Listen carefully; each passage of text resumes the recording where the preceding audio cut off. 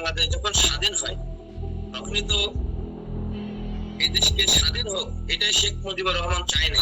ভারত সবসময় নিজেকে প্রভুত্ব মনে করে যে আমরা প্রভুত্বের বিশ্বাসী। তারা চিন্তা করে যে আমরা এটাই করে সবাই আমাদের প্রভু প্রভু মনে করি। আপনি বললেন যে শেখ হাসিনা তার দলের কারো খেয়াল করেনি, সে তার নিজের জন্য রাজনীতি করেছেন, তার ব্যক্তিগত প্রয়োজন রাজনীতি করেছেন। তারেক রহমান তিনি এতদিন লন্ডনে আছেন কি জন্য? সেটা জামাত, বিএনপি, আওয়ামী লীগ যেই হোক না কেন, কখনো কি তারা বলতে পেরেছে যে আমাদের দেশে সংখ্যালঘুদের নিয়ে তোমাদের চিন্তা করার কোনো দরকার নেই, তোমাদের দেশে বরং আমাদের যে মুসলিম ভাইয়েরা, সংখ্যালঘু মুসলিম ভাইয়েরা যে নির্যাতিত হচ্ছে, তোমরা সেই নির্যাতনকে দমন করো? এই ধরনের কোনো হুঙ্কার কি বাংলাদেশ থেকে আদৌ কখনো দিতে পেরেছে কি? বিএনপি যদি অদূর ভবিষ্যতে দেশের ক্ষমতায় আসে, তাহলে কি তারাও কি আওয়ামী লীগের মতো ভারতকে বাংলাদেশের বুকের উপর দিয়ে রেল চলাচলের সুযোগ করে দিবে? আলোচনার পরিপ্রেক্ষিতে সমালোচনা, মতের বিরুদ্ধে দ্বিমত পোষণ করা, কথা দিয়ে কথার অবিচারকে সুবিচার করা, এটাই টক জাস্টিস। আপনাদের আমন্ত্রণ জানাচ্ছি টক জাস্টিসে। আসসালামু আলাইকুম রহমতুল্লাহি ওয়া বারাকাতুহু। আলোচনার পরিপ্রেক্ষিতে সমালোচনা, মতের বিরুদ্ধে দ্বিমত পোষণ করা, কথার অবিচারকে কথা দিয়ে সুবিচার করা, এটাই টক জাস্টিস। আপনাদের আমন্ত্রণ জানাচ্ছি টক জাস্টিসের আজকের ৪র্থতম পর্বে। ৫৩ বছর হয়েছে বাংলাদেশ স্বাধীনতা অর্জন করেছে পশ্চিম পাকিস্তান থেকে, কিন্তু স্বাধীনতার ৫৩ বছরেও ভারতীয় আগ্রাসন থেকে মুক্তি পায়নি বাংলার মানুষ। বিশেষ করে গত ১৫-১৬ বছরে এই ভারতীয় আগ্রাসন বাংলার মানুষের বুকের উপরে এতটা চেপে বসেছিল যে বাংলাদেশের মানুষের স্বাধীনতা হুমকির সম্মুখীন হয়েছিল। ছিল দেশ বেচার ষড়যন্ত্র। এই বিষয়ে আজকে কথা বলার জন্য আমাদের মাঝে উপস্থিত হয়েছেন সম্মানিত দুজন অতিথি। আমাদের সাথে আছেন বসুন্ধরা থেকে যুক্ত হয়েছেন সালাউদ্দিন সুমন, আমাদের সাথে আরও আছেন উত্তরা থেকে জয়েন হয়েছেন নাজমুল হাসান। নাজমুল হাসান, সালাউদ্দিন সুমন, আপনাদেরকে সাদর আমন্ত্রণ জানাচ্ছি টক জাস্টিসে। তো সর্বপ্রথম আমি সালাউদ্দিন সুমন, আমি আপনার কাছে যেতে চাই।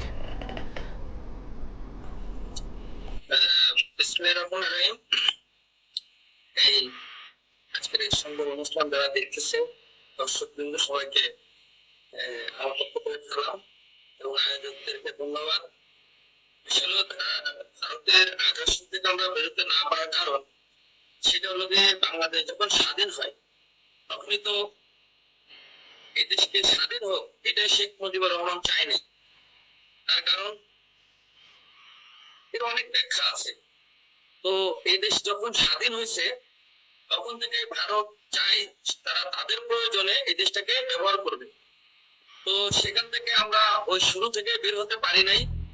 পরবর্তীতে যখন ভারতের আগ্রাসন থেকে এদেশের জনগণ বের হতে চায়, বিষয়টা বিভিন্ন সময় রাজনৈতিক প্রেক্ষাপট চেঞ্জ হয়েছে।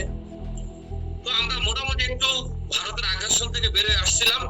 পরবর্তীতে এই ফ্যাসিস্ট সরকার, এই আওয়ামী সরকার, এই শেখ হাসিনা, এই ভোটচোর সরকার, শেখ হাসিনাকে আমরা অনেক নামে ডাকতে পারি।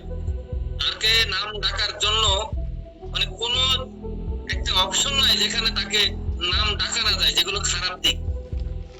শেখ হাসিনা চায় নাই যে কখনো এই দেশের জনগণ তার এই ভারতের আগ্রাসন থেকে বের হোক। এদের সবাই সংখ্যাগুরু, কারণ এখানে কে হিন্দু কে মুসলমান এভাবে আমরা ভাবি না।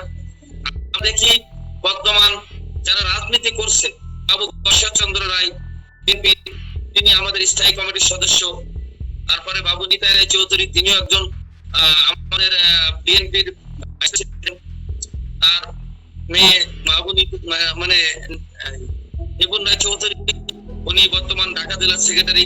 অর্থাৎ আমার কাছে মনে হয় না এই ফ্যাসিস্ট সরকার, আওয়ামী লীগ সরকারের ওনাদের মতো একটা ক্লিন ইমেজের একটা ভালো লোক কখনো আওয়ামী লীগের ছিল। তো হিন্দু সম্প্রদায়ের যে বিষয়টা, সে বিষয়টা শুধুমাত্র ভুল বুঝে আমাদের জনগণের বিপক্ষে ইন্ডিয়াকে, ভারতকে দাঁড়া করেছে। আমি মনে করবো সেখান থেকে ভারতের উচিত, এদেশের জনগণের পাশে দাঁড়ানো উচিত। আর আমাদের প্রতি তার আগ্রাসনের মূল নায়ক অর্থাৎ এই খুনি হাসিনা, এই খুনি হাসিনার বিচার হলে আমার বিশ্বাস ভারতের সাথে আমাদের যে ভুল বুঝাবুঝি এটা কেটে যাবে। আপনি বলছেন যে হাসিনা সরকারের পিছনে দায়ী এই ভারতীয় আগ্রাসনের পিছনে। বিএনপি তো 1991 থেকে 96, 2001 থেকে 6 পর্যন্ত সরকার ছিল। তারা কি ভারতীয় আগ্রাসন কমাতে পেরেছে?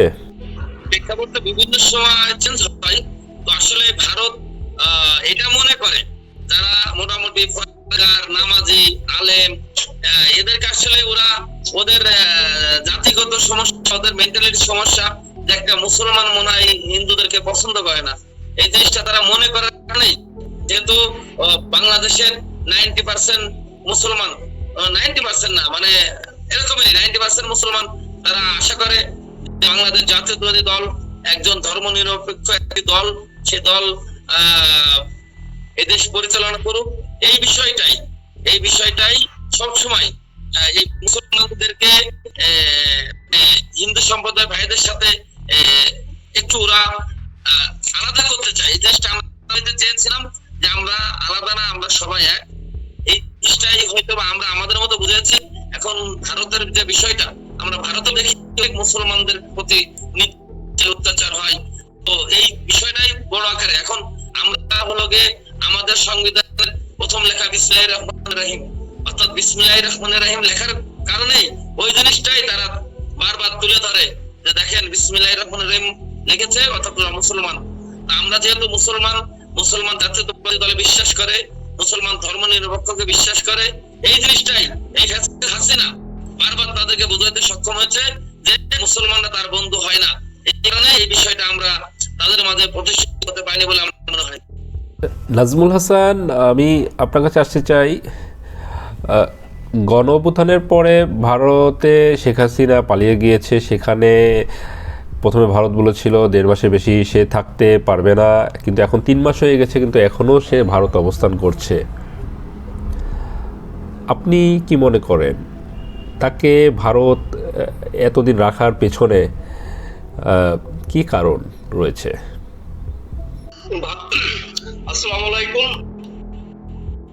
ভারতের কারণটা হলো ভারতের একটা নিজস্ব একটা ওদের সাংবিধানিক আছে, যেটার কারণে চাইতে পারে তারা যে কোনো রাষ্ট্রের কাউকে ওরা ওদের ভাষামতে ওরা রাখতে পারে। তাদের সুযোগ থাকতে পারে, তাদের সংবিধানে সুযোগ থাকতে পারে বা দেশের কাঠামোতে সুযোগ থাকতে পারে, কিন্তু তারা তো প্রথমে বলেছিল যে 1.5 মাস থাকতে পারবে, 1.5 মাসের বেশি সে থাকতে পারবে না। কিন্তু এখন তো 1.5 মাস পার হয়ে 3 মাস হয়ে গেছে, কিন্তু এখনও তাকে ভারত রেখে দিয়েছে, সেখানে অবস্থান করছে। তো আপনি এখানে মানে কি কারণ থাকতে পারে, কারণটা স্পেসিফিক কি কারণ থাকতে পারে বলে আপনি মনে করেন? শেখ হাসিনা ক্ষমতায় থাকার কারণে ভারতের সাথে একটা সুসম্পর্ক ছিল। সুসম্পর্ক মানে বাংলাদেশের মানে স্বার্থ করে তারা ইন্ডিয়ার স্বার্থকে বাংলাদেশের শেখ হাসিনা সরকার বেশি প্রাধান্য দিচ্ছে। প্রাধান্য যেহেতু বাংলাদেশের স্বার্থ ত্যাগ করে তাদের স্বার্থ দেখেছে, এই কারণে শেখ হাসিনার প্রতি তাদের একটা দায়বদ্ধতা রয়ে গেছে।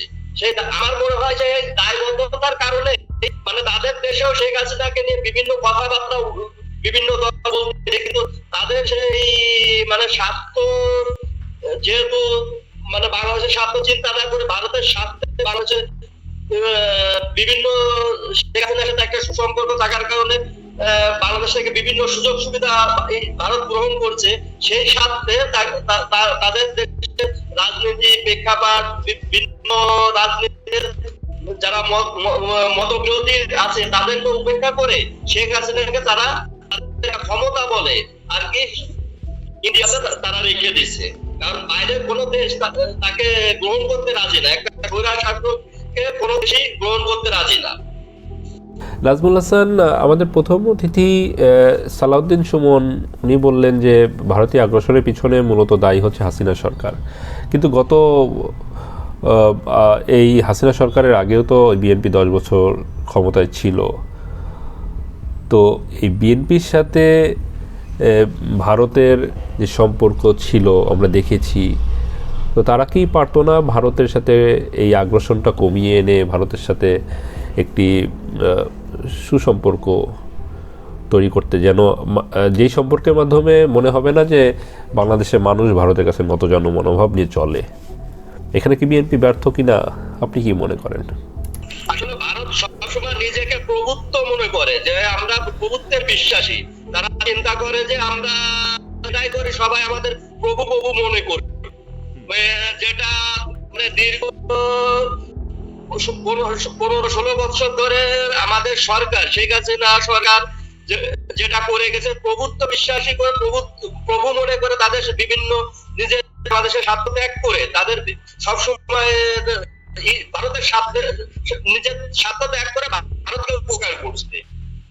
এই কারণে মানে দেখা গেল যে আসলে আমরা মানে একটা মানে ই করার কারণে আমাদের নিজের স্বার্থ ত্যাগ করে, যেহেতু তাদের সাথে দেখেছি ভারতে আমাদের এমনি তারা হলো নিজেকে প্রভু মনে করে, যে পৃথিবীতে মানে আমাদের এশিয়া মহাদেশে যারা আছে আশপাশের রাষ্ট্র, ইন্ডিয়ার পাশের রাষ্ট্রগুলো, তারা নিজের মানে সবাই তাকে প্রভু মনে করবে, এইভাবে তারা আসলে রাজত্ব করতে চায়। পাকিস্তান তো চীন আছে, পাকিস্তান আছে, তাদের প্রতিবেশী, তারা তো প্রভু মনে করে না।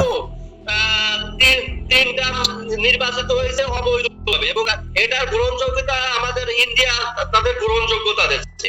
ভারতের পাশাপাশি তো ইউরোপীয় দেশগুলো তো এখানে গ্রহণযোগ্যতা প্রদান করেছে।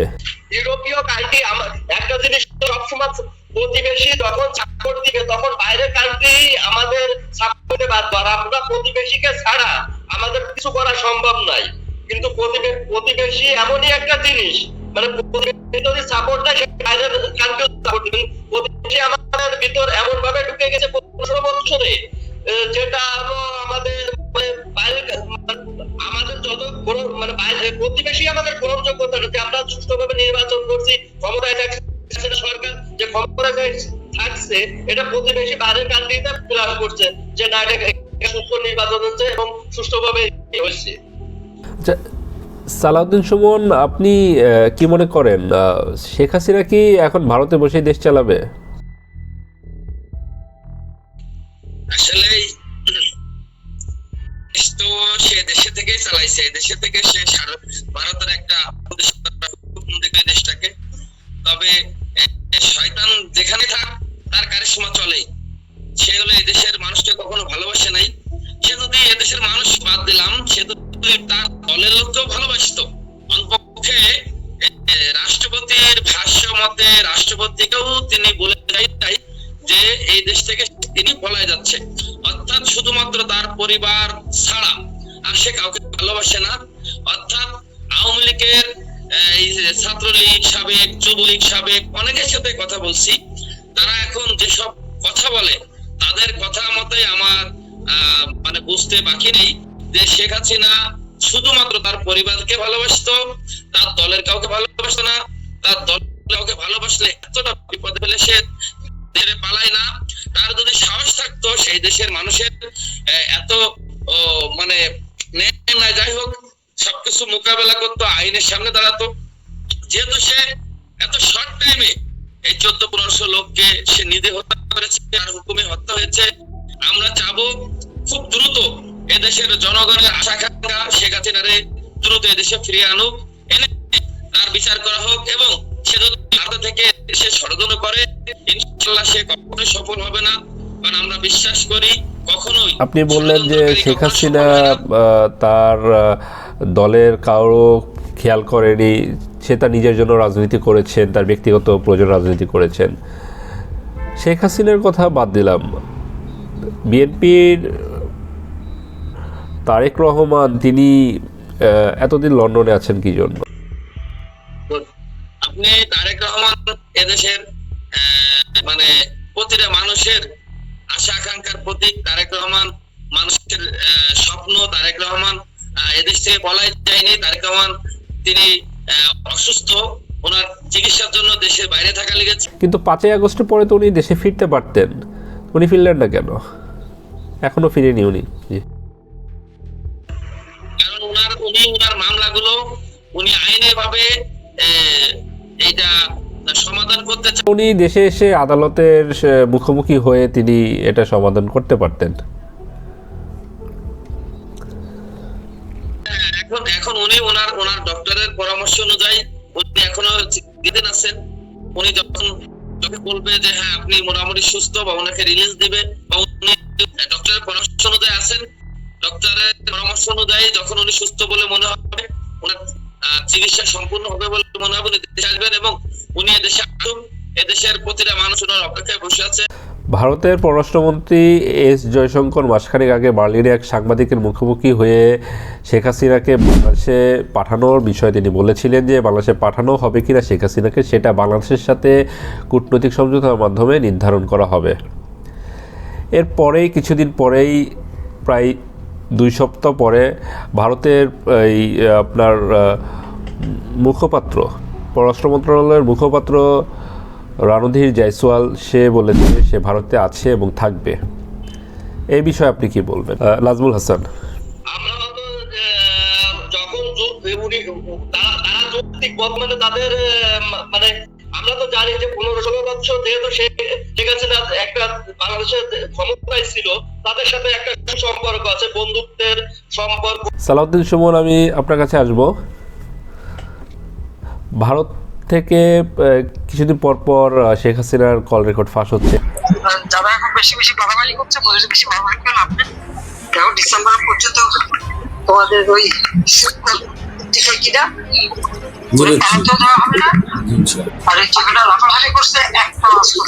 এটা কি আপনি মনে করেন শেখ হাসিনা নাটক বা ষড়যন্ত্রের কোনো অংশ, নাকি এটা বাস্তবিকভাবেই এগুলো সাধারণভাবে প্রকাশ হচ্ছে? এগুলো পুরোটাই নাটক, একটা ফ্যাসিস্ট, একটা মানে খুব কুৎসিত মনের মানুষ একজন শেখ হাসিনা। সে দেখুন এদেশের কোনো মানুষকে নেই ভাবে না, সে শুধু তার দলের লোকজনও ভাবে না, তাহলে এদেশের সাধারণ মানুষকে ভাবার প্রশ্ন আসে না। সে এই দেশে তার বাবার লাশটাও খবর দেওয়ার জন্য দেশে আসে নাই। সে আসছিল শুধু তার ভবিষ্যৎ, তার পরিবারের লোকজনকে দেশের শ্রমের টাকা, এদেশের কষ্টের উপার্জিত অর্জন, এটা শুধু তার পরিবারের প্রয়োজনে ব্যবহার করার জন্য সে এবং সে সেই জিনিসটা তার দলের লোকে বলতে সক্ষম হয়েছিল যে আমি তোমাদের সাথে আছি, আমি তোমাদের সাথে আছি। এদেশের জনগণ কখনো বোঝে নাই। এদেশের শেখ হাসিনা সরকার কোনোবার নিজের জনগণের ভোটে ক্ষমতা আসে নাই, কোনোবার আসে নাই। আপনার একবার আসছে জাতীয় পার্টির হাত ধরে, তার পরবর্তীতে আসছে মঈনুদ্দিন ফখরুদ্দিন হাত ধরে, তারপরে এবার আসছে বিনা ভোটে, তারপরে এবার আবার আসছে মানে এই রাতের রাতে, পরবর্তীতে আবার আসছে আমি মানে দামি নির্বাচনে। অর্থাৎ এদেশের জনগণ কখনো শেখ হাসিনাকে চাই নাই, যেহেতু জনগণ চাই নাই সেজন্যই সে বিভিন্ন ভাবে ষড়যন্ত্র করতেছে, তার কল রেকর্ড ফাঁস হচ্ছে। এগুলো অবশ্যই ষড়যন্ত্র একটা অংশ। কালবেলার সন্তোষ শর্মা সহ 28 জন সাংবাদিকের বিরুদ্ধে ব্যবস্থা নেওয়ার ঘোষণা দিয়েছিল সরকার। সন্তোষ শর্মা সুস্পষ্ট একজন ভারতীয় এজেন্ট, কিন্তু এখনো তাকে গ্রেফতার করা হচ্ছে না কেন? কি কারণ এর পিছনে থাকতে পারে বলে আপনি মনে করেন? আসলে এই বিষয়টা এমনই, এটা রাষ্ট্র পরিচালনা যারা করছেন ওনাদের কিছু মাস্টার মাইন্ড প্ল্যান আছে। যেহেতু এটা আইনের বিষয়, অ্যারেস্টের বিষয়, এটা স্বরাষ্ট্র উপদেষ্টা মহোদয় জানবেন। তো এই বিষয়ে আমি যেহেতু লয়ের ব্যাপার, তো এখানে আমি কাউকে বলে অ্যারেস্ট করাইতে পারি না। তবে আমি বিশ্বাস করি যদি উনি ভারতের এটা বিষয় না, বিষয়টা ভারতের আমাদের দেশদ্রোহী কিনা। আমি দেশদ্রোহী যদি সে হয়ে থাকে, দেশের নিয়ে ষড়যন্ত্রকারী হয়ে থাকে, আমি অবশ্যই এই সরকারের কাছে দাবি করব এমন কেউ সে হয়ে থাকলে তাকে দ্রুত গ্রেফতার করা উচিত, আইনে আওতায় আনা উচিত। আচ্ছা সালাউদ্দিন সুমন, আপনি দেখেন একটা জিনিস, আমি আপনাকে একটু ইন্টারাপ্ট করছি। সেখানে হচ্ছে ভারতের যে আমাদের গণ অভ্যুত্থানের পরে ভারতীয় মিডিয়া, আমাদের এই গণ অভ্যুত্থানের পরে যেই বাংলাদেশে কিছু ঘটনা ঘটেছে, এই ঘটনাগুলোকে তারা অতিরঞ্জিত করে তাদের মিডিয়াতে প্রকাশ করেছে। বিভিন্ন গুজব ছিল তাদের খবরের ভিতরে। এরপরে তার কিছুদিন পরেই ফেনী, নোয়াখালীতে আমরা দেখলাম ডুম্বুর গেট খুলে দিয়ে উজান থেকে নেমে আসা ঢলে ফেনী, নোয়াখালীতে বন্যায় ক্ষতির সম্মুখীন হয়েছে দেশ। এরপরে তার মাঝেই আবার আমরা দেখলাম যে ভারতের অমিত শাহ স্বরাষ্ট্রমন্ত্রী তিনি বললেন যে ভারতে যারা অনুপ্রবেশ করবে বাংলাদেশ থেকে অবৈধভাবে তাদেরকে ঝুলিয়ে রাখবে। এই যে বাংলাদেশে নিয়ে তাদের যে বিদ্বেষ, এই বিদ্বেষ থাকার পরেও বিএনপি থেকে কেউ কোনো কিছু বলছে না কেন? না, এটা আপনাকে বুঝতে হবে, ভারতে যেগুলো করেছে সেগুলো ষড়যন্ত্র, শেখ হাসিনা ষড়যন্ত্রের একটা অংশ, এবং তারা যেটা করেছে আমার বিশ্বাস শেখ হাসিনা ষড়যন্ত্রের একটা অংশ হিসেবেই করছে। এবং তাদের যে সাংবাদিক গুলো বিভিন্ন ভাবে তারা বিভিন্ন ভুল মেসেজ তাদের রাষ্ট্রে পৌঁছেছে, বিভিন্ন বিশ্ব মিডিয়াকে দেওয়ার চেষ্টা করেছে, সবগুলো তারা সব ক্ষেত্রে ব্যর্থ হয়েছে। জি, সালাউদ্দিন সুমন, গত কিছুদিন আগে আপনার চট্টগ্রামে নিউ মার্কেট এলাকায় স্বাধীনতা মোড়ে একটি স্তম্ভে একটা গেরুয়া পতাকা ইসকনের দ্বারা টানানো হয়েছে, জাতীয় পতাকার উপরে গেরুয়া পতাকা। এই যে জাতীয় পতাকার অবমাননা, এটাকে আপনি সমর্থন করেন? অবশ্যই সমর্থন করি। আচ্ছা, আপনি যেহেতু সমর্থন করেন না, আপনার এটার বিপরীতে আমার আরেকটা প্রশ্ন আছে। যারা এই পতাকা অবমাননা করলো, এদের বিরুদ্ধে একজন বিএনপি নেতা চট্টগ্রামের, সে বাদী হয়ে মামলা করেছিল ইসকনের বিরুদ্ধে, কিন্তু তাকেই আবার বিএনপি থেকে তাকে নিষেধ, দল থেকে বিএনপি নেতাকে দল থেকে বহিষ্কার করা হয়েছে। তা আপনি বললেন যে ইসকনের এই পতাকা অবমাননা এটা আপনি সমর্থন করেন না, কিন্তু এটার প্রতিবাদে আবার আপনার বিএনপি নেতাকে যে মামলা করলো তাকে আবার বহিষ্কার করলো। এই যে ঘটনাকে আপনি কিভাবে দেখেন? আমি আপনাকে এটা বলতে চাই, বাংলাদেশের জাতীয় পতাকা যারা অবমূল্যায়ন করবে, হ্যাঁ, তাদের কখনোই, আমি একজন মুক্তিযোদ্ধার সন্তান হিসাবে আমি, আমার বাবা এই পতাকার জন্যই, এই বাংলা ভাষার জন্য যুদ্ধ করেছে।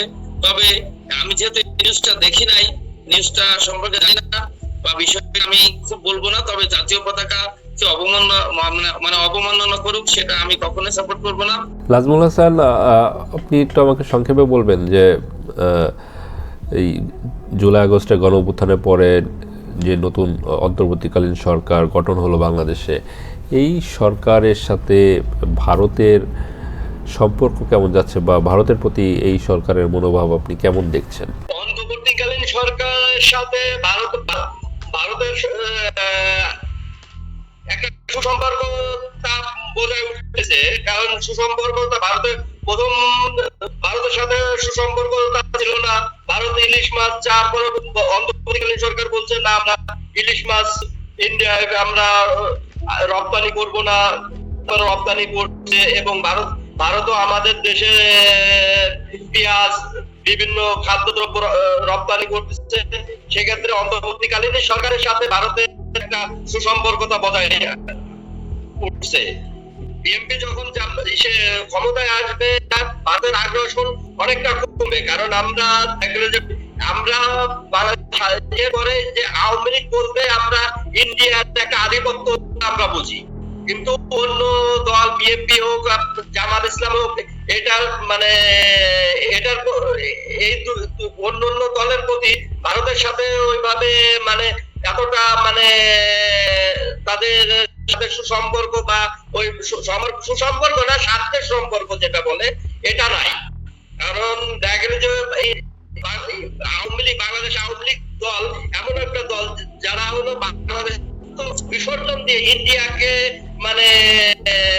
প্রাধান্য সবসময়। এই কারণে ইন্ডিয়ার সাথে আওয়ামী লীগ অন্যরকম একটা ভালো সম্পর্ক থাকে, যেটা বিএনপি বা জামাত ইসলাম আসতে পারে আমাদের স্বার্থ ত্যাগ করে ইন্ডিয়ার সাথে সেই সম্পর্কটা তারা রাখবে না, নিজের স্বার্থ আগে দেখবে। দল আসলে মনে করেন যে ভারতের আগ্রাসন অনেকাংশ কমে যাবে, জামাত নাকি বিএনপি? ওইভাবে বলতে চাই না। আমরা চাই যে বাংলাদেশের আমরা যারা সাধারণ জনগণ, যারা আমাদের মৌলিক যে চাহিদা গুলো আছে, যেমন শিক্ষা, ব্যবস্থা, চিকিৎসা, আমরা সাধারণ জনগণ যেটা চাই যে সরকারি আসুক, আমাদের মৌলিক যে চাহিদা গুলো আমাদের অক্ষুণ্ণ থাকতে হবে। সালাউদ্দিন সুমন, আপনি আমাকে জাস্ট একটু সংক্ষেপে বলেন যে এই ভারতের আগ্রাসন কমানোর জন্য আমাদের কি কি পদক্ষেপ সরকার থেকে গ্রহণ করা দরকার বলে আপনি মনে করেন? আমি বিশ্বাস করি ভারতের আগ্রাসন অবশ্যই এদেশের জনগণের পক্ষে যখন ভারত কাজ করবে, কোন একটা দলের থেকে বের হয়ে জাস্ট জনগণের পক্ষে আসবে, তখনই ভারতের আগ্রাসন কমবে বলে আমি মনে করি। এবং এদেশের জনগণ দেশ নায়ক তারেক রহমানের দিকে তাকিয়ে আছে। দেশ নায়ক তারেক রহমান সুস্থ হয়ে দেশে আসলে, এদেশের সুন্দর নির্বাচন হলে, গণতান্ত্রিক প্রক্রিয়া নির্বাচন হয়ে, সেই নির্বাচনে যখন জনগণ তার ভোটের অধিকার প্রয়োগ করতে পারবে এবং গণতান্ত্রিক একজন সরকার আসবে, এবং আমি বিশ্বাস করি দেশের জনগণ দেশ নায়ক তারেক রহমানের দিকে তাকিয়ে আছেন। আমরা বিশ্বাস করি দেশ নায়ক তারেক রহমান আগামী এদেশের রাষ্ট্র পরিচালক হবেন, এবং এরকম একটা রাষ্ট্র পরিচালক যদি আমাদের মাঝে আসে, ইনশাল্লাহ আমরা বিশ্বাস করি ভারতকে বুঝাইতে সক্ষম হবে, এবং আগামী দিনগুলো আমরা দেখবো যে ভারতের আগ্রাসন কমে গেছে, এবং ভারতও আমার বিশ্বাস দ্রুতই তারা এই ফ্যাসিস্ট খুনি হাসিনা সরকার থেকে বেরিয়ে এসে তাদের মনোভাব জনগণের দিকে আনবে। যখন তারা জনগণের দিক তাদের মনোভাব আনবে, আমার বিশ্বাস এই আগ্রাসন কমে যাবে এবং আগামীতে এই ধরনের কাজ মনে হয় ভারত করবে না। আমরা ফেলানি হত্যা থেকে বিভিন্ন হত্যা দেখেছি, যেগুলো এই শেখ হাসিনা খুনি হাসিনা সরকার আমলে হয়েছে, এবং শুধু এদেশের সরকার গণতান্ত্রিক সরকার ছিল না বলেই পার্শ্ববর্তী সরকার এই ভারত আমাদের প্রতি অন্যায় অত্যাচার নিপীড়ন করতে পেরেছে, আগ্রাসন করতে পেরেছে। আর এই দেশের জনগণের যখন সরকার হবে, বিশ্বাস করি কখনোই এই ধরনের ভারতের আগ্রাসন তারা করবেন, এবং করলে আমরা বরদাস্ত করব না ইনশাল্লাহ। ভারত যখন বাংলাদেশের বিভিন্ন অভিযোগের পরিপ্রেক্ষিতে সংখ্যালঘুদের নির্যাতনের বিষয়ে অনেক তৎপর ছিল এবং বাংলাদেশের অনেক বিদ্বেষমূলক কথা বলেছে, তারা বলেছে যে বাংলাদেশে তারা হিন্দুদের নির্যাতনের বিষয়ে তারা খুব চিন্তিত, তারা এটা পর্যবেক্ষণ করছে। কিন্তু বাংলাদেশ থেকে কোনো রাজনৈতিক দলকে আদৌ এই পর্যন্ত কখনো ভারতের চোখ রেখে বলতে পেরেছে, সেটা জামাত, বিএনপি, আওয়ামী লীগ যেই হোক না কেন, কখনো কি তারা বলতে পেরেছে যে আমাদের দেশে সংখ্যালঘুদের নিয়ে তোমাদের চিন্তা করার কোনো দরকার নেই, তোমাদের দেশে বরং আমাদের যে মুসলিম ভাইয়েরা, সংখ্যালঘু মুসলিম ভাইয়েরা যে নির্যাতিত হচ্ছে, তোমরা সেই নির্যাতনকে দমন করো, এই ধরনের কোনো হুঙ্কার কি বাংলাদেশ থেকে আদৌ কখনো দিতে পেরেছে কি? এতদিন পারে না, এখন পারবো, যেহেতু আমাদের একটা মহাপুরুষে মির্জা আব্বাস বলেছেন, কারণ এতদিন বাংলাদেশ স্বাধীন হয়েছে, ভারত মনে করতো ওরা স্বাধীন করেছে, এখন বাংলাদেশ স্বাধীন হয়েছে এই দেশের জনগণের চেষ্টায়, এই দেশের জনগণ বাংলাদেশ আবার দ্বিতীয়বার স্বাধীন করেছে। অর্থাৎ এখন ভারতের কোনো সহায়তা আমাদের লাগে নাই, যেহেতু তারা তাদের কিছু বিষয় আমাদেরকে সবসময় চাপে রাখতো। ইনশাল্লাহ আমরা সেই চাপে আর কখনো থাকবো না। এখন এদেশের জনগণ দ্বিতীয়বার তাদের ইচ্ছায়, জনগণের চেষ্টায়, জনগণ যুদ্ধ করে এই ফ্যাসিস্ট সরকার থেকে দেশকে মুক্ত করেছে, এই দেশ দ্বিতীয়বার স্বাধীন হয়েছে ইনশাল্লাহ। আমি আপনাকে একটু আগে বলেছিলাম যে ভারত যদি তার চিন্তা চেতনা থেকে সরে না আসে, শুধুমাত্র এই একটা খুনি সরকারকে সাপোর্ট দিতে থাকে, ইনশাল্লাহ তার জবাব এই দেশের জনগণ দিবে। সালাউদ্দিন সুমন, আপনি আমাকে আরেকটা জিনিস একটু ক্লিয়ার করবেন, বিএনপি যদি অদূর ভবিষ্যতে দেশের ক্ষমতায় আসে, তাহলে কি তারাও কি আওয়ামী লীগের মতো ভারতকে বাংলাদেশের বুকের উপর দিয়ে রেল চলাচলের সুযোগ করে দিবে? কি মনে করেন? বিএনপি কখনোই জনগণের বাইরে চিন্তা করে না, জনগণের ভোটের বাইরে তারা চিন্তা করে। যদি জনগণের ভোটে বিএনপি নির্বাচন ক্ষমতা, ইনশাআল্লাহ ভারতের যদি এমন আগ্রাসন হয় তার বিরুদ্ধে অবশ্যই কথা বলবে, কখনোই ছাড় দিবে না। তারেক রহমান এদেশের জনগণের মানুষের কথা ভাববে, এবং আগামীতে ইনশাআল্লাহ এদেশের ভোটের মাধ্যমে বিএনপি ক্ষমতা আসবে বলে আমরা বিশ্বাস করি ইনশাআল্লাহ, এবং ভারতকে সঠিক জবাব দেব ইনশাআল্লাহ। আজমল হোসেন, আমাকে একটু সংক্ষেপে বলবেন, আমাদের সময় যেহেতু শেষ হয়ে এসেছে, এই ভারতের আগ্রাসনকে আমরা কিভাবে দমন করতে পারি? সংক্ষেপে বলতে গেলে, ভারতের থেকে আমাদের আগ্রাসন বন্ধ করতে হইলে পারে আমাদের ওই স্বামী স্ত্রী সম্পর্ক বাদ দিয়ে আমাদের বন্ধুত্বের সম্পর্ক গড়ে তুলতে হবে ভারতের সাথে, তাহলে আমাদের আগ্রাসন বন্ধ হবে এবং একটা জনগণের গণতান্ত্রিক একটা বন্ধুত্ব সম্পর্ক আমাদের গড়ে দেবে। স্বামী স্ত্রীর সম্পর্ক যদি তাদের সাথে আমাদের থাকে, কখনোই আগ্রাসন বন্ধ হবে না। ধন্যবাদ। জি, বন্ধুত্বপূর্ণ একটা সম্পর্ক তৈরি করতে পারলে আগ্রাসন ধন্যবাদ বন্ধ হবে। নাজমুল হাসান, আপনাকে সুন্দর বিশ্লেষণ করার জন্য ধন্যবাদ। সালাউদ্দিন সুমন, আপনাকেও, আপনাদের দুজনকে আন্তরিক ধন্যবাদ। আপনারা আপনাদের মূল্যবান সময় আজকে আমাদের টক জাস্টিসে চতুর্থ পর্বে দিয়েছেন। আবার অন্য কোনো দিন অন্য কোনো বিষয় নিয়ে আবার আপনাদের নিয়ে একত্রিত হব। সে পর্যন্ত আল্লাহ হাফেজ।